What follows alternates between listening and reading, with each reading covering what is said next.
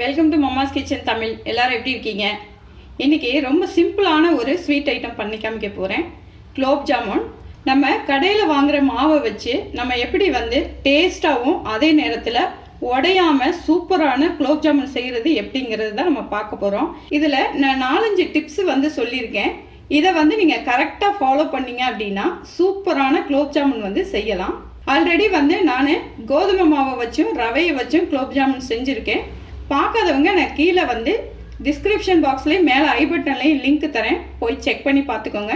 இப்போ வாங்க நம்ம சூப்பரான பந்தான குலோப் ஜாமுனை எப்படி செய்யலாங்கிறத பார்ப்போம். குலோப் ஜாமுன் மாவு பிசைறதுக்கு ஃபஸ்ட்டு இந்த மாதிரி அகலமான ஒரு பிளேட் எடுத்துக்கோங்க. இப்போ மாவை இந்த பிளேட்டில் சேர்த்துக்குவோம். பிளேட்டில் சேர்த்தாச்சு. இது ஒரு பாக்கெட் மாவு. இப்போ மாவு சேர்த்த உடனே இந்த மாதிரி கையை வச்சு அதில் இருக்க கட்டியை ஃபஸ்ட்டு உடச்சி விட்டுக்கோங்க.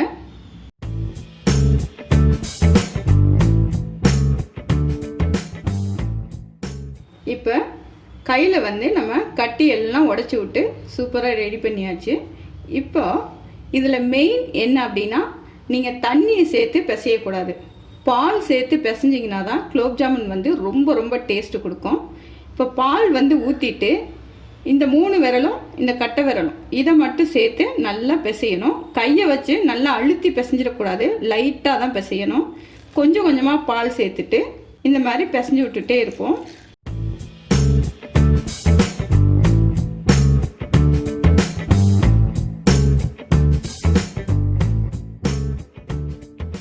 நீங்கள் 4 விரலுங்கிற பக்கத்தில் 5 விரல் கூட சேர்த்துக்கலாம். ஆனால் இந்த முன்னாடி உள்ள இடத்துல மட்டும்தான் நீங்கள் பிசையணும்.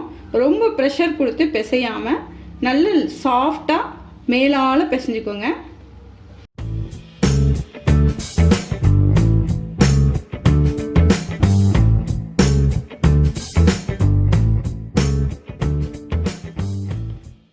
இதோட கன்சிஸ்டன்சி பார்த்தீங்கன்னா சப்பாத்தி மாவு பதத்துக்கு இருக்கணும்.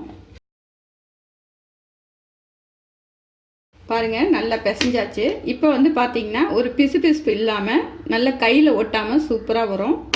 இப்போது இந்த மாவை நம்ம ஒரு 15 நிமிஷத்துலேருந்து அரை மணி நேரம் வரைக்கும் ஊற வச்சுக்கலாம். இப்போது இது ஊறிட்டுருக்கட்டும். இது ஊறிட்டுருக்க கேப்பில் இதுக்கு தேவையான சுகர் சிரப்பை வச்சுக்கலாம். சுகர் சிரப்பு செய்கிறதுக்கு இந்த மாதிரி அகலமான ஒரு பாத்திரத்தை அடுப்பில் வச்சுக்குவோம். நான் 2 கப் இந்த கப்பில் சுகர் சேர்க்க போகிறேன். இதே கப்பில் 2 கப் அளவுக்கு நம்ம தண்ணி சேர்த்துக்கணும். நீங்கள் எந்த அளவு சர்க்கரை எடுக்கிறீங்களோ அதே அளவு தண்ணி எடுத்துக்கோங்க.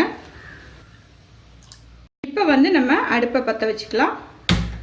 நம்ம குலோப் ஜாமுன் மாவு பிசைகிறது எந்த அளவு முக்கியமோ அதே அளவு இதுக்கு நம்ம ரெடி பண்ணுற சுகர் சிரப்பும் முக்கியம்.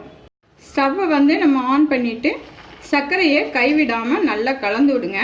ஏன்னா கலந்து விடாமல் விட்டுட்டிங்கன்னா சர்க்கரை அடிப்பிடிச்சிக்கும். இப்போது சர்க்கரையெல்லாம் நல்லா கரைஞ்சி பாருங்கள், பபிள்ஸ் விட்டு நல்லா கொதி வருது. இந்த டைமில் ஒரு பிஞ்ச் அளவுக்கு நம்ம உப்பு சேர்த்துக்குவோம். 3 ஏலக்காய் எடுத்து நல்லா இந்த மாதிரி தட்டிட்டு இதில் சேர்த்துக்கலாம். இப்போ நல்லா கொதி வருது.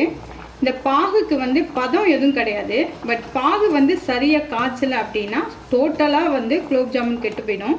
பாகு இந்த மாதிரி நீங்கள் தொட்டு பாருங்கள். தொட்டு பார்க்கும்போது நல்ல ஒரு மாதிரி பிசு பிசுப்பாக இருக்கும். அதுதான் பதம்.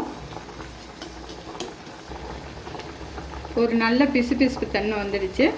இந்த டைமில் நீங்கள் ஆஃப் பண்ணிடுங்க. மிச்சம் அந்த சூட்டோட சூடாகவே நல்லா திக்னஸ் ஆகிடும். இப்போ இது 1/2 hour ஆகிடுச்சு. நல்லா ஊறிடுச்சு. இது நம்ம சின்ன சின்ன பாலாக உருட்டி எடுத்துக்குவோம். இது கிராக் இல்லாமல் உருட்டணும். இந்த மாதிரி நடுவில் வச்சுக்கோங்க. நடுவில் வச்சுட்டு லைட்டாக உருட்டுங்க. ரொம்ப ப்ரெஷர் கொடுத்து உருட்டிடாதீங்க. பாருங்கள், இந்த மாதிரி கிராக் இல்லாமல் உருட்டணும். இந்த மாதிரி கிராக் விழுந்துச்சு அப்படின்னா ஒன்றும் பிரச்சனை இல்லை.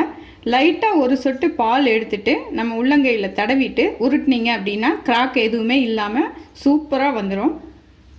எல்லா மாவையும் இந்த மாதிரி நம்ம உருட்டி எடுத்துக்குவோம். இப்போ கிராக் இல்லாமல் எல்லா உருண்டையும் உருட்டி எடுத்தாச்சு. இப்போ நம்ம கடாயில் எண்ணெயை வச்சு பொரிச்சு எடுத்துக்கலாம். இப்போ குலோப் ஜாமுன் உருண்டைங்களை நம்ம பொரிச்சு எடுக்கிறதுக்கு ஒரு கடாயில் எண்ணெய் ஊற்றி வச்சுருக்கோம். அந்த குலோப் ஜாமுன் உருண்டை வந்து முழுசுற அளவுக்கு எண்ணெய் இருக்கணும். எண்ணெய் வந்து மீடியம் ஹீட் ஆன உடனே நம்ம உருட்டி வச்சுருக்க ஒவ்வொரு குலோப் ஜாமுனையும் மெதுவாக இந்த மாதிரி இதில் சேர்த்துக்குவோம்.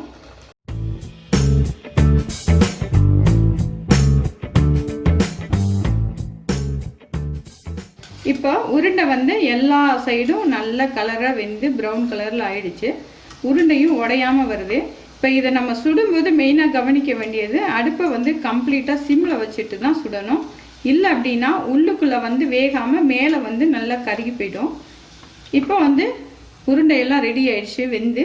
இப்போ இதை எடுத்துட்டு கடைசி டிப்ஸு மெயினாக நீங்கள் கவனிக்க வேண்டியது என்னென்னா, ஒவ்வொருத்தவங்களும் சொல்லுவாங்க இந்த குலோப் ஜாமுன் வந்து உள்ள ஜீரா வந்து கடைசி வரைக்கும் சோறாமல் அந்த நடுவில் வந்து ஒரு மாதிரி மாவு மாதிரி இருக்குன்னு சொல்லுவாங்க.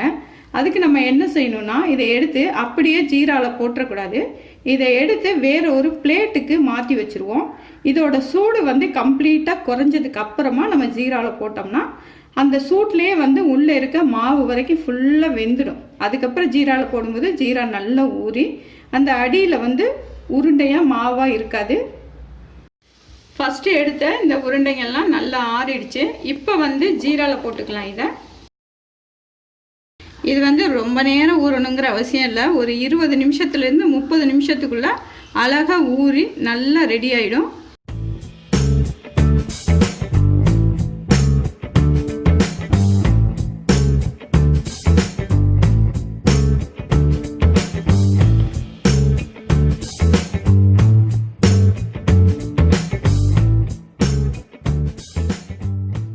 இப்போ கரெக்டாக 30 மினிட்ஸ் ஆயிடுச்சு.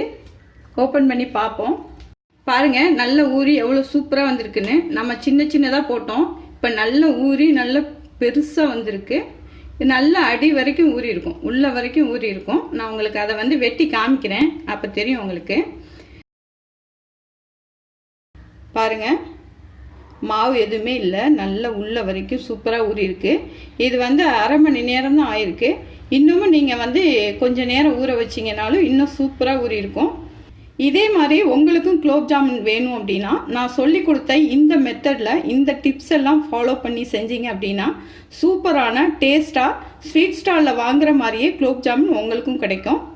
இதே மாதிரி நீங்களும் வீட்டில் செஞ்சு சாப்பிட்டு பாருங்கள். நல்லா சாப்பிடுங்க, ஆரோக்கியமாக இருங்க, சந்தோஷமாக இருங்க. மீண்டும் ஒரு புது ரெசிபியில் உங்களை சந்திக்கிறேன். நன்றி.